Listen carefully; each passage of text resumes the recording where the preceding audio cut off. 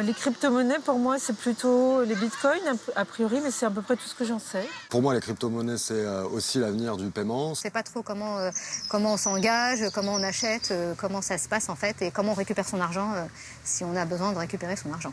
La crypto-monnaie, ça fait très Superman et ça me paraît assez loin de moi. Consomag aujourd'hui se penche sur le bitcoin et sur les précautions à prendre avant d'en acheter. Qualifié à tort de monnaie virtuelle ou crypto-monnaie, le bitcoin s'échange en ligne et n'est matérialisé par aucune pièce ou billet. Il repose sur un protocole informatique de transaction cryptée et décentralisé appelé blockchain. Son fonctionnement s'appuie sur un réseau sans intermédiaire et il ne bénéficie pas d'un cours légal, contrairement aux monnaies émises par les banques centrales.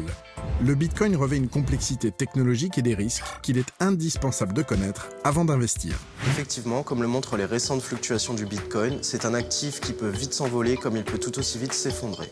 Cette imprévisibilité vous expose à des risques élevés de perte d'argent sans aucune garantie du capital investi. Le bitcoin est un actif non réglementé qui ne s'échange pas sur un marché régulé et ne bénéficie donc pas d'un cours légal comme c'est le cas pour les monnaies conventionnelles comme l'euro.